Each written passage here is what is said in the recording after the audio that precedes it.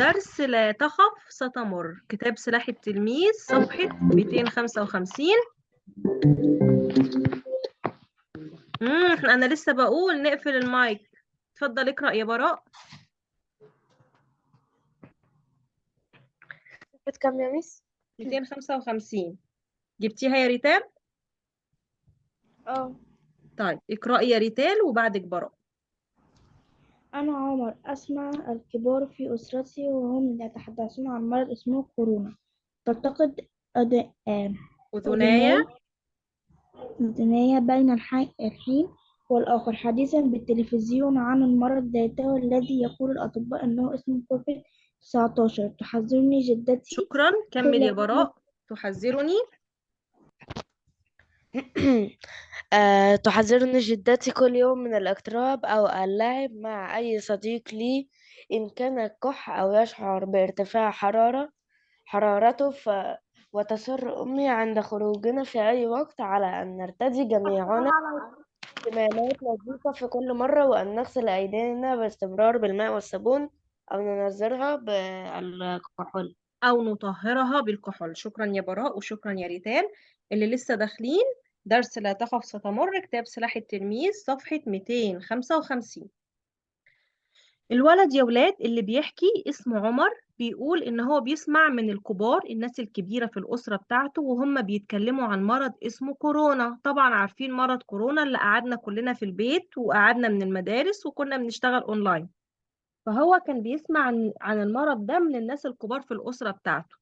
تلتقط أذناي يعني تحصل أذناي بين الحين والآخر، بين الوقت والآخر بيسمع حديث في التلفزيون عن المرض نفسه، والأطباء بيقولوا إن المرض ده اسمه كوفيد 19. كمان جدته بتحذره كل يوم من إن هو يقرب أو يلعب مع أي حد من أصدقائه لو كان بيكح أو بيشعر بارتفاع في درجة حرارته. بتقوله ما تلعبش مع أي حد من أصحابك لو كان تعبان أو بيكح أو سخن. أمه بتصر يعني بتلح عند خروجهم من المنزل في أي وقت إن هم كلهم يلبسوا كمامات نظيفة في كل مرة، وكمان يغسلوا إيديهم باستمرار بالمية والصابون أو يطهروها بالكحول. نطهرها بالكحول يعني ننظفها. السؤال الأول، كيف عرف عمر عن مرض كورونا؟ عمر شريف. سمع من الكبار في أسرته. تمام، إجابة السؤال الأول سمع الكبار في أسرته وهم يتحدثون عن المرض. الإجابة هتبقى بصيغة الغائب، برافو عليك يا عمر، عن مرض اسمه كورونا. وتلتقط أذناه بين الحين والآخر حديثا بالتلفزيون عن المرض ذاته الذي يقول الأطباء أن اسمه كوفيد 19، اللي هو يعني بالإنجليش كوفيد 19. دي إجابة السؤال رقم 1. ناخد بالنا إن الإجابة تبقى بصيغة الغائب. السؤال الثاني يا أيسل، ما الإجراءات التي تصر عليها الأم عند الخروج؟ الأم نرتدي جميعنا الكمامات النظيفة في كل مرة، وأن نغسل يدينا باستمرار تمام. بالماء والصابون أو نطهرها بالكحول. ممتازة. تصر الأم على ارتداء الكمامات النظيفة في كل مرة، وعلى غسل الأيدي باستمرار بالماء والصابون أو تطهيرها بالكحول. ممتازة يا أيسل، دي إجابة السؤال الثاني. نحدد إجابات الأسئلة علشان نشوف المعاني. إسحاق، أنا عاوزك يا إسحاق تطلع لي من السطر الأول معنى كلمة تحصل. تحصل أذناي. تلتقط. ممتاز. تحصل يعني تلتقط، هنكتب فوق تلتقط تحصل.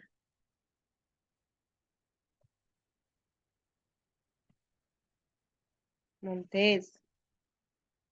أحمد، من نفس السطر الأول معنى كلمة الوقت. الوقت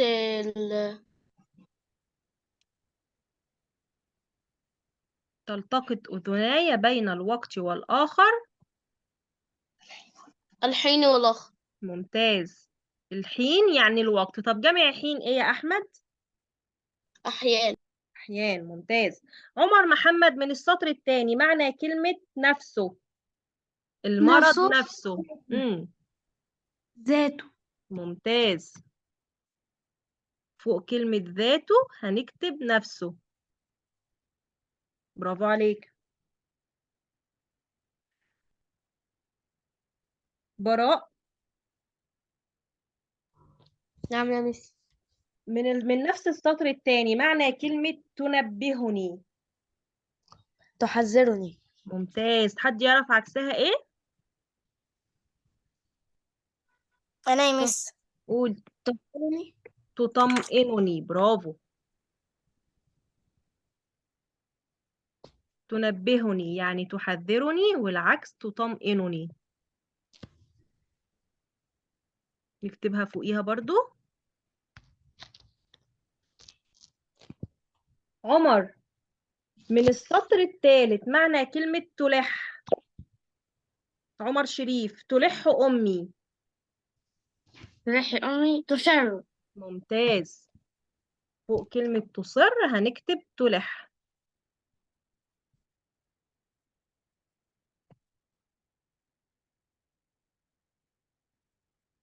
أيسل، من السطر الأخير، معنى كلمة ننظفها.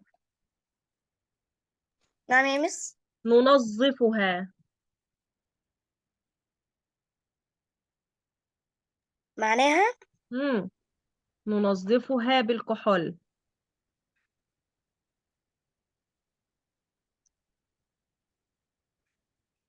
نطهرها. تمام، يبقى نطهرها يعني ننظفها، والعكس نلوثها. هكتبها تحتيها كده، ده معنى نطهرها. نكتب يلا المعاني علشان نشوف الفقرة اللي بعد كده.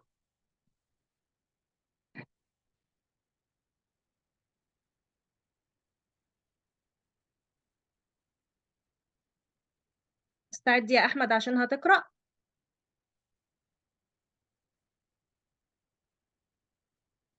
وبعدك إسحاق.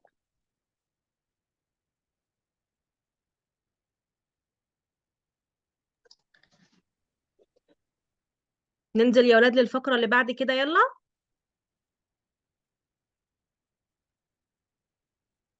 أوكي، اتفضل يا أحمد. ذات يوم. ذات يوم مرض أخي الصغير، وكشف عليه الطبيب وطمأن أمي، وكتب له الدواء اللازم. ذهبت مع أمي لشراء الأدوية من صيدلية قريبة من منزلنا، وفي شكرا. أثناء كمل، لا كمل حديثنا يا أحمد. وفي أثناء حديث أمي. في أثناء حديث أمي مع صيدلي شاهدت شاهدت. ملصقا شاهدت ملصقا على الحائط. الحائط لأشخاص يرتدون كمامات مثلنا، شكرا. وكتب كمل يا لها إسحاق. كمل يا إسحاق. وكتب على الملصق.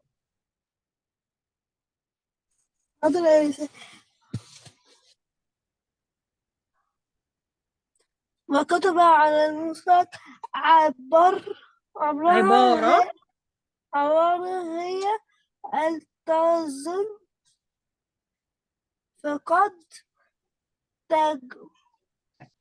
تجاوزناها تجاوزناها من قبل من قبل.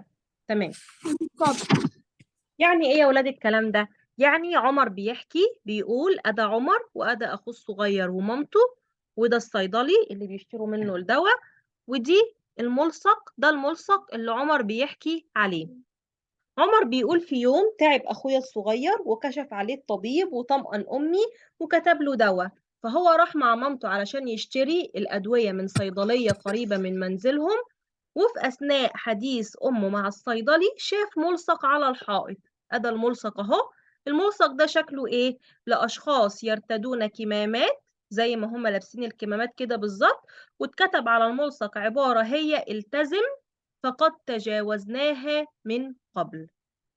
أول أول سؤال، لماذا ذهب عمر إلى الصيدلية؟ عمر محمد. علشان أخوه مريض. يعني راح عشان يشتري الدواء؟ لا، يعني هو ذهب مع أمي ليشتري أدوية من الصيدلية قريبا من ممتاز، المنزل. يبقى ذهب مع أمه لشراء الأدوية لأخيه الصغير. هنكتب كده لأخيه الصغير. دي إجابة السؤال الأول. طيب السؤال الثاني يا ريتال. صفة الملصق الذي لفت انتباه عمر في الصيدلية. مم. كان ملصقا على الحائط لأشخاص يرتدون كمامات مثله. مم. وكتب على وكتب الملصق. على المطلق عبارة هي: التزم فقد تجاوزنا من قبل. ممتازة، دي إجابة السؤال رقم 2. ممتازة يا ريتال. طيب معنى واحدة بس في الفقرة دي.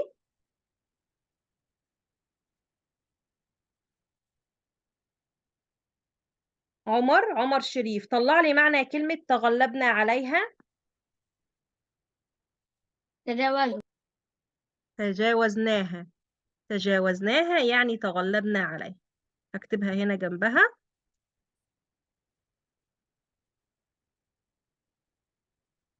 ممتاز يا ولاد. خلص يلا معاني المفردات في الفقرة دي علشان نروح للصفحة اللي بعد كده.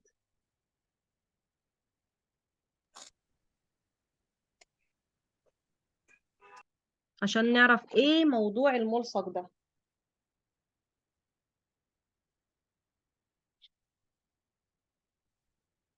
خلصنا؟ أيوة يا خلاص، ميس. الصفحة اللي بعد كده.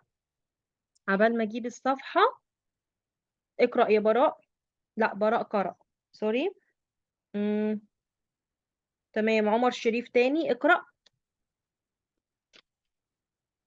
لم أفهم معنى المقصود، فسألت الصيدلي عما يعنيه الملصق، فقال لي أن العالم واجه مرضا مثل كورونا منذ ما يزيد عن على 100 عام، وعرف اسمه الإنفلونزا الإنفلونزا. الإسبانية. كنت أود فهم أكثر للموضوع لولا انتهت أمي من شراء الأدوية، ف- فابتسمت للصيدلي ووصلت مع أمي إلى البيت. تمام، يعني شكرا يا عمر. يعني عمر بيحكي بيقول ان هو لما فهمش المعنى المقصود اللي مكتوب على العبارة، اللي مكتوب على الملصق، التزم فقد تجاوزناها من قبل، ما فهمش ده يعني ايه. فسأل الصيدلي عما يعنيه الملصق، عما يقصده الملصق. فقال له ان العالم واجه مرض زي كورونا قبل كده من اكتر من 100 سنة، منذ أكتر ما يزيد على 100 عام. والعالم واجه مرض زي كورونا كان اسمه الإنفلونزا الأسبانية. فعمر كان عاوز يفهم الموضوع ده أكتر، بس اللي منعه إن أمه انتهت من شراء الأدوية، فابتسم للصيدلي وغادر مع أمه للبيت. السؤال الأول، ماذا تعني العبارة المكتوبة على الملصق؟ براء.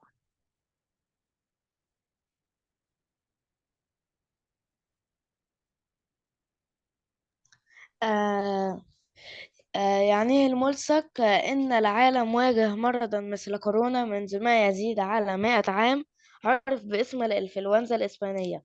ممتاز، دي إجابة أول سؤال.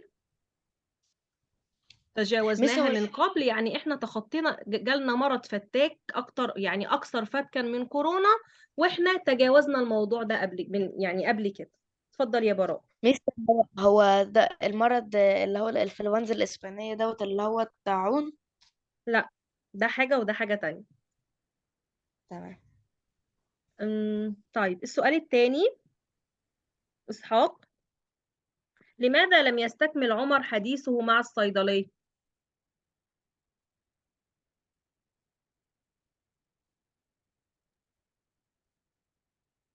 ايه اللي خلى عمر ما يكملش حديثه مع الصيدلي يا عمر يا إسحاق؟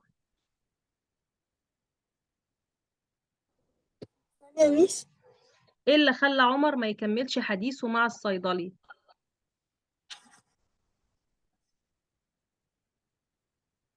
الأم كانت مامته كانت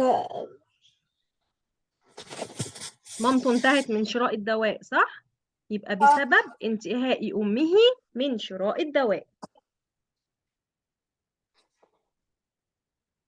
شكرا يا إسحاق. أحمد، طلع لي يا أحمد من السطر الأول معنى كلمة يقصده. يعينه. يعنيه الملصق، يعني يقصده الملصق. عمر محمد من السطر الثاني معنى كلمة أحبه. كنت أحبه أحبه فهما أكثر للموضوع. أو أود، ممتاز، أو أود يعني أحبه، شاطر. نشوف الفقرة اللي بعد كده. الإنفلونزا الأسبانية يا ولاد ده مرض تنفسي بينتشر عن طريق التنفس زي كورونا بالظبط. كورونا كان بينتشر عن طريق التنفس زيه زي الإنفلونزا الأسبانية، علشان كده الدول أجبرت المواطنين اللي فيها إن هم يلبسوا الكمامة. ليه؟ علشان يحموا نفسهم ويحموا الآخرين. أنا هحمي نفسي إزاي؟ لو أنا لابس الكمامة وقابلت حد تعبان وعنده المرض، أنا كده هحمي نفسي ومش هتعدي منه. طب إزاي أنا هحمي الآخرين؟ لو أنا اللي تعبان وبرضه لابس الكمامة هحمي الآخرين ومش هخليهم يتعدوا مني. الفقرة اللي بعد كده، مين فاضل ما قرأش؟ أيسل اتفضلي. وهناك عمر بقى عمل ايه لما هو كان عاوز يتكلم مع الصيدلي ومعرفش يكمل كلامه معاه بسبب ان امه انتهت من شراء الدواء وغادر معاها للمنزل؟ رجع البيت وعمل بحث عن الموضوع ده على شبكة الانترنت. ورينا يا أيسل هو لقى ايه بقى عن موضوع الانفلونزا الإسبانية ده. اتفضلي. هناك سارعت البحث في الإنترنت عن معلومات أكثر عن مرض الإنفلونزا الإسبانية، فاكتشفت أنه ظهر عام 1918 وانتشر بسرعة، وكان شديد الفتك بالبشر لدرجة أنه أنهى حياة ما لا يقل عنه 50 مليون شخص حول العالم، وهذا سبب تعريفه بأنه أخطر وباء في العصر الحديث. ولذا أجبرت الدول مواطنيها على ارتداء الكمامات لتقليل انتشار العدوى. العدوى تحت شعار ارتدي كمامة الكمامة لإنقاذ. دي تمام، ممتاز. لإنقاذ حياة. ممتازة. يعني ايه ايسر الكلام ده؟ يعني عمر رجع البيت وعمل بحث على شبكة الانترنت علشان يعرف معلومات اكتر عن مرض الانفلونزا الاسبانية ده. اكتشف ان المرض ده ظهر عام 1912، يعني من اكتر من 100 سنة. والمرض ده كان بينتشر بسرعة جدا، وكان شديد الفتك بالبشر. الفتك يعني الهلاك، لدرجة إن المرض ده أنهى حياة ما لا يقل عن 50 مليون شخص حول العالم. موت 50 مليون واحد في العالم. وده السبب اللي خلى المرض ده يعرف بأنه أخطر وباء في العصر الحديث. وعلشان كده الدول أجبرت مواطنيها، أجبرت يعني ألزمت على ارتداء الكمامات لتقليل انتشار العدوى، يعني انتشار المرض، تحت شعار ارتدي كمامة لإنقاذ حياتك. وتعرف ان هو اخطر وباء. الوباء يعني المرض المعدي اللي هو بيعدي الناس بسرعة كبيرة جدا. عمر محمد عاوز تقول حاجة؟ لا يا مس، أنا عايزة أجاوب. عايز تجاوب؟ طب اتفضل جاوب على أول سؤال. ماذا اكتشف عمر عن وباء الإنفلونزا الأسبانية؟ معلومات أكثر عن مرض الإنفلونزا الإسبانية، فاكتشف أنه ظهر عام 1918 وانتشر بسرعة. وانتشر بسرعة، وكان شديد الفتك بالبشر لدرجة أنه أنهى حياة ما لا يقل عن 50 مليون شخص حول العالم. وهذا وهذا سبب تعريفه بأنه أخطر وباء في العصر الحديث. شكرا يا عمر. نردد ورا الأذان يا ولاد، أذان العصر وبعدين نكمل.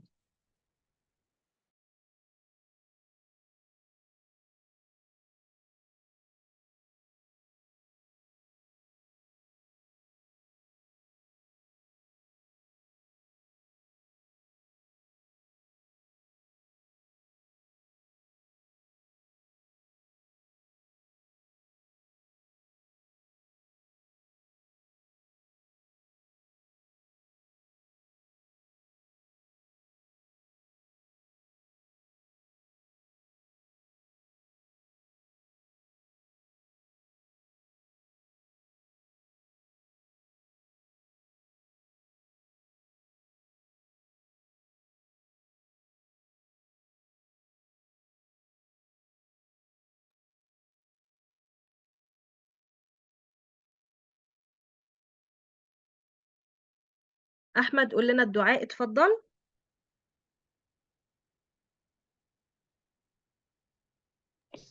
اللهم رب هذه الدعوة التامة والصلاة القائمة آتي محمد وسيلة وفضيلة ودرجة عالية رفيعة وبعثه اللهم مقام محمود الذي وعدت أنك لا تخلف الميعاد.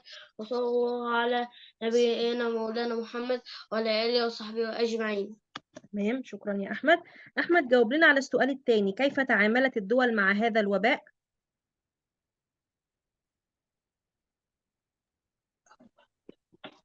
عملت إيه في أجبرت الدولة المواطنين؟ ممتاز، كمل. أجبرت الدولة مواطنيها على ارتداء الكمامات لتقليل انتشار العدوى تحت شعار ارت- ار- ارتداء كمامة لإنقاذ حياتكم. ارتدي كمامة لإنقاذ حياتك. ممتاز يا أحمد، شكرا. إسحاق، طلع لي يا إسحاق كده من السطر الأول معنى كلمة الهلاك. حاضر يا ميس. السطر الأول. مم. من السطر الثاني، أنا آسف. السطر الثاني.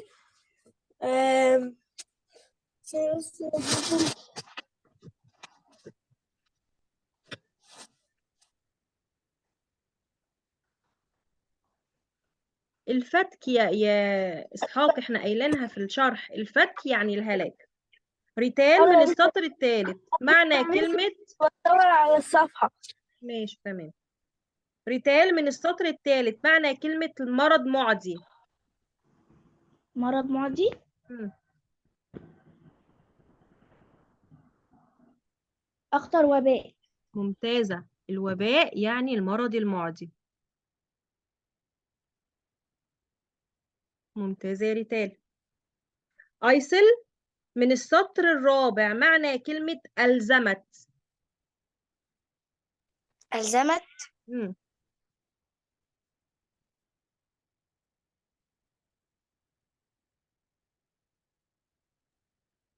أجبرت. أجبرت، ممتازة.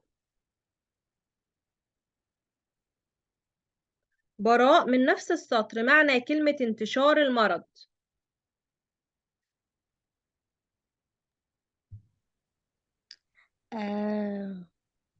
انتشار العدوى. ممتاز. العدوى يعني انتشار المرض، هكتبها تحتها.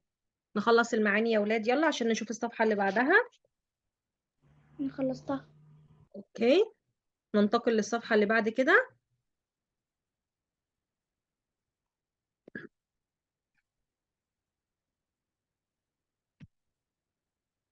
عمر محمد، انت ما قرأتش مش كده؟ أيوة يا ميس. طيب اتفضل اقرأ.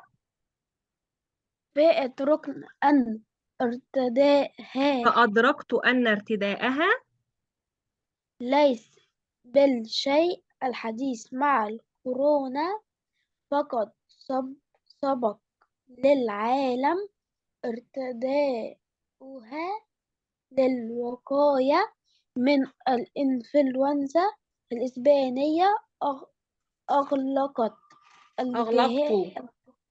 أغلقت الجهاز الكمبيوتر وتوجهت إلى أمي وحكيت لها عما قرأته وسألتها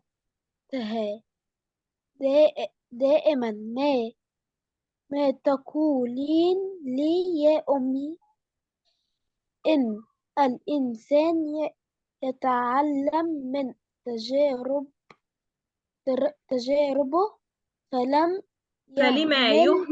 فلما يهمل دي أداة استفهام، هو عاوز يقول فلماذا. فلما يعني فلماذا. فلما يهمل بعض أصدقائي أصدقاء الوقاية من الفيروس الفيروس ولا يرتدون كمامات لحماية أنفسهم وغيرهم. تمام. بعد ما عمر يا ولاد عرف المعلومات عن فيروس الإنفلونزا الإسبانية، تمام، عرف إن ارتداء الكمامة أو لبس الكمامة ده ليس بالشيء الحديث مع كورونا. ليه؟ لأن العالم سبق له ارتداء الكمامات قبل كده علشان يقوا نفسهم من مرض الإنفلونزا الإسبانية.